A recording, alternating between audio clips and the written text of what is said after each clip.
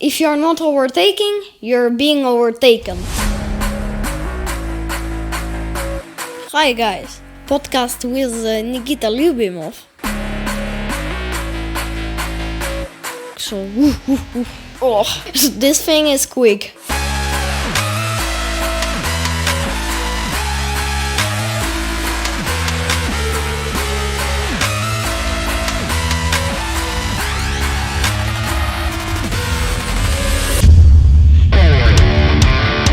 Nikita Ljubimov is the rising star of Estonian karting. By the age of 10, he had already been crowned a Rotax World Champion. And by the age of 12, he had already done what most will never do in their lifetimes. And visited the Rotax Grand Finals podium again. Twice. So clearly, we have the privilege of a future racing star sitting across the table from us, who guards the most up-to-date intelligence for younger drivers to succeed. Which one did you prefer more? Rotax categories or KFA categories? I think I prefer Rotax more. Because Rotax, my opinion, is a little bit more equal. I like when I have more power of the corners. But Mini 60 I like also. It's more technical. And people who are driving Rotax and somebody got really skilled, then if they will sit in Mini 60, they will be, in my opinion, a bit slower. They have so much power, but then if they will sit in Mini 60, they have to be more technical, more smooth, but they're so What were the biggest challenges for you moving from micro to mini? The biggest challenge was the power. Physically, it was really hard. I didn't have really enough power for mini category after micro. Other things, they're small. For example, speed. You adapt really fast. But did you get surprised by OK Junior? So first time when I tried, so I went to track. I put the throttle and I was like, oh, this thing is quick. That's another world. It feels completely different than the small categories. The driving is different. The power that you have to have is also different. You really had to think about tire wear because it was making really big difference. When I put new tires, I was the fastest.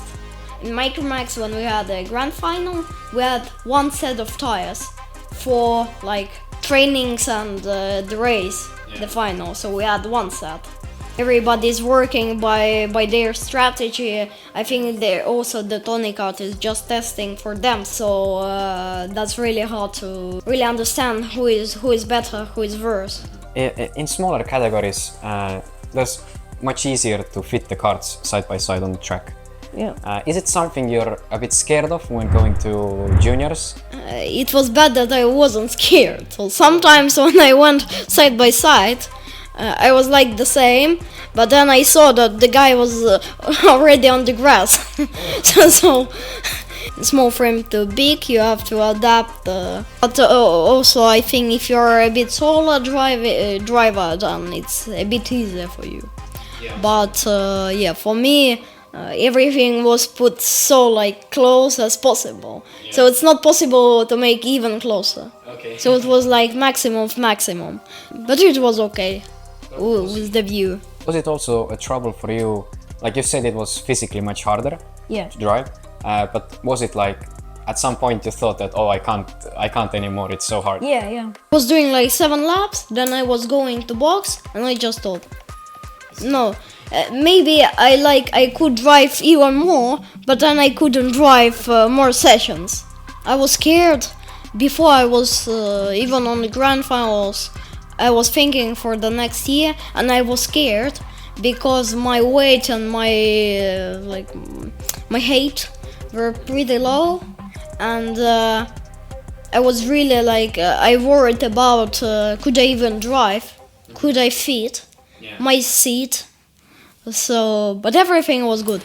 What are the main differences that on the technical side Is it the engine, the carburation, the exhaust? For Rotax, engine, second, carburation, and third, exhaust. And in Mini 60, I think carburation, then engine, and then the exhaust. But the exhaust in Rotax makes much more sense than exhausts in Mini 60.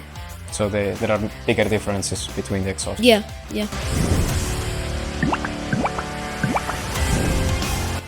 What do you do differently than the others behind the wheel? What do you think separates you from the rest? So I think I have quite rich experience when I'm driving, so I'm also like a coach for myself. So I see my mistakes when I'm doing it, and next lap I'm trying to do it better. Also, I have a coach who is on the track side, and so he's watching also my mistakes. So if I don't see something, he sees it, and after I come to box, he's like talking what's wrong and what I can do better.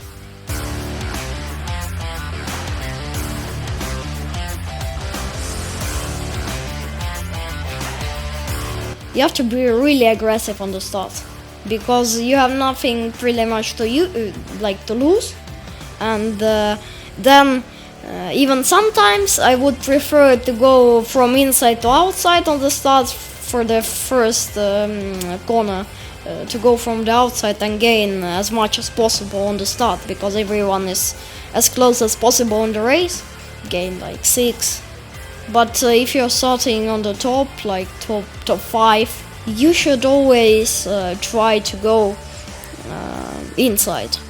If you go outside, then they just gain on the meters. If there is even 2 corners, for example, you're outside, then you lose completely. How long did it take for you to see your own mistakes on the track? Like 1 year ago, or even more, a little bit. So I started to understand how to drive and how I should drive. I had been in a lot of teams, and I spoken with a lot of team bosses, so with coaches, and they were saying something what I can do better. What do you see? What is your top quality? Are you very good on the braking? Are you gaining the most by overtaking or defending? I'm quite good in braking zone. Like, I'm not the best in defending, I think. Then I think I'm quite good in overtaking. Wait, when I looked at your driving, for example, in Sarno, how smoothly you came through the pack. Defending in Micro and Mini in Rotax classes was quite aggressive. Because when you're driving in grand finals, so that's the end of the year, and you have to show the results, so you have to think really fast, and it's better, I think, my opinion, to one time defend, then after somebody will overtake and the whole group will go in. So. But what's your favorite tire on mini karts? What I have tried on Rotax is Lecont and Module. Probably the official Module is the best for Mini 60 and Rotax. So the frames are working also different. There is a weight so difference, and also the balance of weight. What do you think is the most important driver quality? Not to be nervous, because then you lose everything. Then you fight more with yourself than with other drivers. Yeah. So then the second thing, I think, is the driving, is the battling, and to be fast. Because if you're fast but you're bad at battling, then you'll also be like in bad position. But also if you're a good battler, but you're bad or you're just slow, then you're also will be in the back, because maybe you'll get to the front, but if some guys just will go away, then you cannot catch to them. Who is your racing idol, and what have you learned from him? So I think I don't have like one idol, but I think I have some like guys who I think are quite good drivers. For example, Mark Kimber. So I like him as a guy. He's quite funny. Also, I was looking how he was driving, and I liked it so much that he's defending, he's thinking so good. But also he is making mistakes also. Is it very hard for you to race every weekend? Does it sometimes feel like, oh, it's too much and you want a break? Easier for me to drive more races in a row than like 1, 2. Because then you're more like physically and like morally like ready for the race. You're always like ready to drive already. For me it's enough like 2 sessions on completely new track to get the limit. But how do you prepare for a particular race, for example, before going into the final? I think not really. Just chill, focus on. Maybe for someone it's better to sit and focus, for example, for 10 minutes and thinking about every corner. But for me, I think it's better to move. So checking the ventilation, so you close it and open. That's like a ritual. What do you think is your biggest win? What are you most proud of? Probably grand final winner, so 2021 Micro, then 2023 Minimax, second place.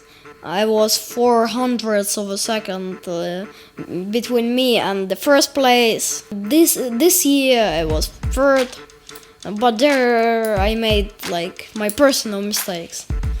So I think I was really grown up this year, and it was really like hard to battle, because maybe it was less people, but the people were more experienced and that was harder to fight against them.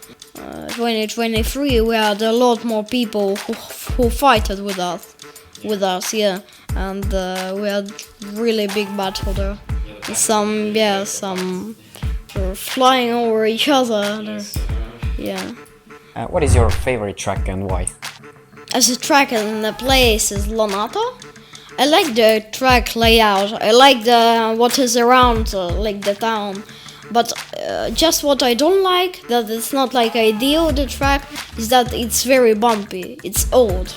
You also talked about Campillos. You like Campillos. Yeah. You've been there a lot also. They're quite different tracks from each other, Lonato and Campillos. I think it's better to say the first sector is more technical, because the track itself, the Lonato, is also very technical. It's also a very hard track to drive perfectly.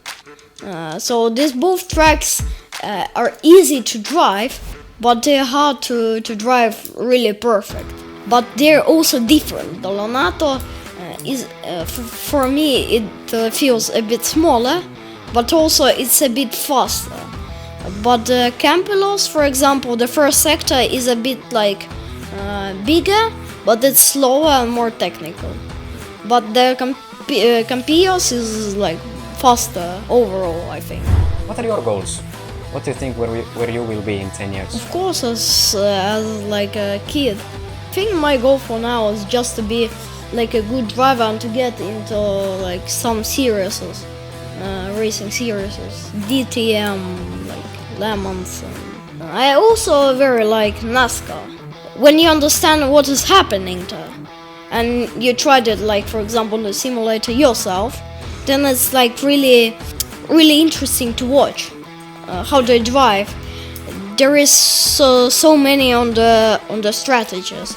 They have open setups, so somebody has like better when he's driving in open air, for example first guy, but someone is better when he's like in dirty air, and then it's better to drive for him, for example, behind someone. There is the whole series is built on tile wear. So you like the strategic games? Yeah. Also, like a dream is to become an F1 driver, but that's also about the money and about other things. Nikita was packed of information, and we prepared a long masterclass for all kids aspiring to karting success. If you're a bit too old for Mini, check out how one of the world's best shifter driver tames the biggest beasts of the karting world up here.